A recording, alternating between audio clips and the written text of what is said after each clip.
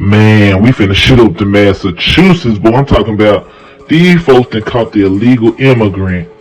He had a M worth of the fentanyl. He just chilling in the Quality Inn, and on top of that, what's even worse, he even took advantage of Massachusetts' little law where they basically say, hey, we don't let homeless families just sit outside. You know what I'm saying? We're gonna give you somewhere to stay, and that shit just gonna be on the taxpayers' money. You know what I'm saying? But I got two stories on it. Watch the stories, and I'm gonna come back and holler at you. So 1983 is when this law came into being. The context in the moment was the Dukakis administration, who you probably remember ran for president. Dukakis administration was deinstitutionalizing our mental hospitals, reintegrating people into society, and they were concerned that if someone fell on tough times, they would be homeless and then be a bigger problem. So they created the shelter program. And that shelter program in the law said that you had to be a resident of the Commonwealth of Massachusetts. You could not come from another state. In 1991, somehow, some way, that language was struck from the law. We don't know how. We think it could have been done administratively through a reg reform, but it disappeared. And so since 1991, you've had this vacant law that basically says if you come here, we will shelter you. And there's only been really two times in the state's history, 2014 to 15, when the Obama administration started shipping migrants up to Massachusetts, probably because of their awareness of the law and because of the Syrian refugee crisis that was happening in their country. And then now with the Biden administration and his change of their immigration status with parolees in 2021 October. And we started taking on water in this program like around early 2023. And by 2023 August, the governor had declared a state of emergency. At the time now, they say there's 7,500 families. They don't usually give you data on individuals and how many total people have come in and out. But I mean, we had 40 to 50 people coming a day, and 40 to 50 families coming a day into our state, populating our shelters. And that's when the governor finally declared a state of emergency. Yes, so but again, Massachusetts is the only state in the nation with a right to shelter law. Many municipalities have them, but Massachusetts is the only state. And so for the last 2 years, we've spent $2.5 billion taking in people from all across the world and sheltering them at the cost of the taxpayer. And what we've started to learn is that the vetting process for a bunch of these individuals is flawed because we've had dangerous criminal migrants coming into Massachusetts and inflicting harm upon not just our people, but some of the people in the shelter. And so this gentleman, Sanchez, is the most recent from the Dominican who trafficked $1 million worth of fentanyl, heroin, and cocaine and had firearms that are illegal in Massachusetts, and he's got a taxpayer funded shelter program which he's living out of. Juxtaposed by a constituent call that we just had, mother of two, whose house burnt down in my district a few days ago, and she can't get access to a shelter because we've decided to help the world. I mean, this is outrageous, and it's something I've called to change multiple times. But beyond the fairness, now we have a public safety threat, and that's untenable and unacceptable. So now the governor, through executive order, has started reducing the amount of time that people can stay. They have put like a 6 months residency requirement to some effect, but none of this is in law.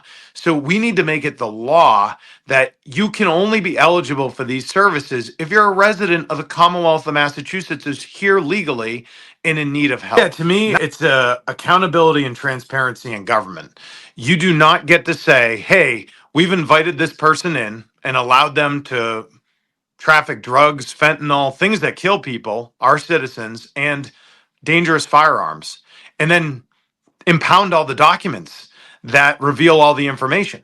That is jeopardizing the sanctity of government and transparency and accountability. And if it's true that there's something to do with the dangerousness of this individual in there, the public has a right to know. I mean, they funded it. They funded it to the tune of $2.5 billion over the course of the last 2 years. And we should not be hiding information.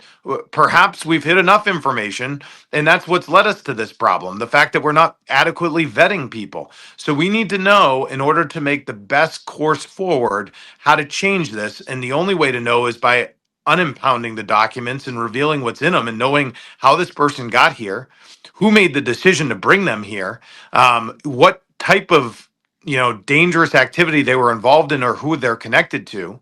Because who knows, like if they're part of a cartel, you basically have invited the cartels into Massachusetts to do harm to our families, our children. It's just totally unacceptable.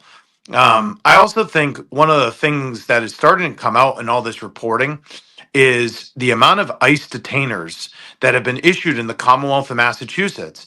And that is a really important factor because all these dangerous individuals, including Sanchez, who we're talking about here, had ICE detainers issued on them. And these are not nice people. There's a lot of nice people that have come from other places that are deprived and, looking for a better life. I get it. My family did that long time ago.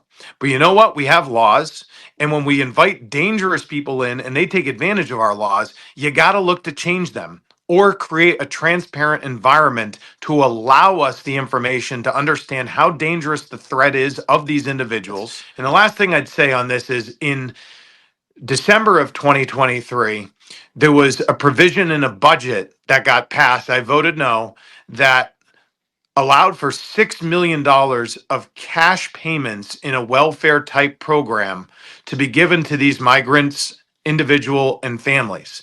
And there was no accountability on that whatsoever. It's literally handing over $6 million of cash from January 2024 until it exhausted the program a few months later in April, May. And so there's no accountability on how that money got spent, where it got spent, if it was for actual needs like food and medicine, diapers, whatever, or if nefariously someone came into our state, saw this program, and used it to buy drugs and guns.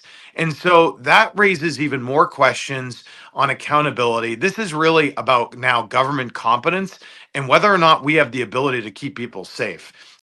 Now some big changes coming to the migrant shelter system in the Commonwealth of Massachusetts. That state's Democratic governor announcing that all public facilities will be inspected, their policies reviewed. This after a major bust involving guns and drugs. Molly Line, based out of Boston, with us in New York for more on this. And good morning to you, Molly. Good morning, Bill. Yeah.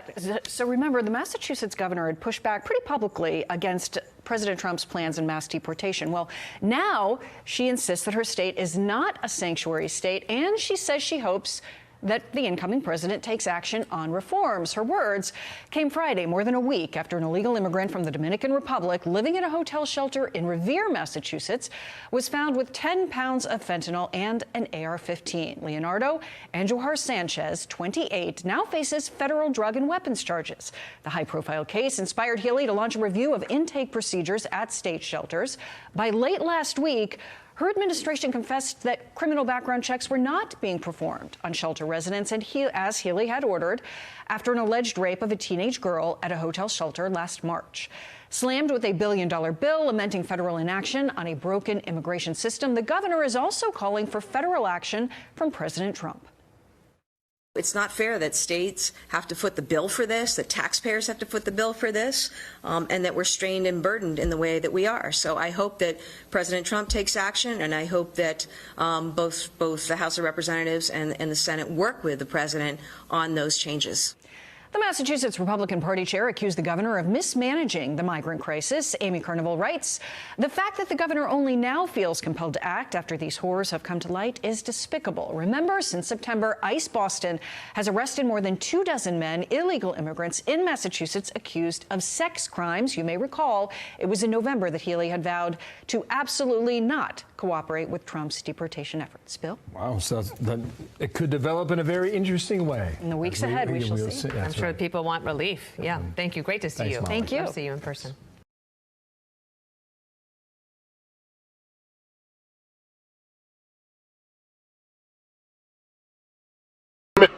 Ooh, that senator boy, them news folks, goddamn it, the town people, goddamn it, everybody pissed the hell off, goddamn it. They like, hell no, Julio ain't fucking got an M worth of fentanyl, and I'm sitting here paying my damn taxes, and this nigga living for the frisky. And he got his bitch in there. She done got pissed off and snitched. Damn, you must have really pissed her off, bro. How you got all of that work?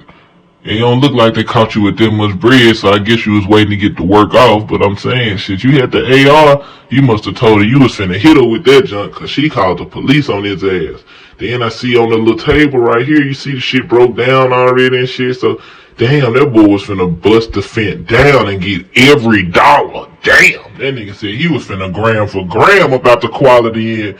He said, shit, this is the quality end. Fuck you mean, the quality end.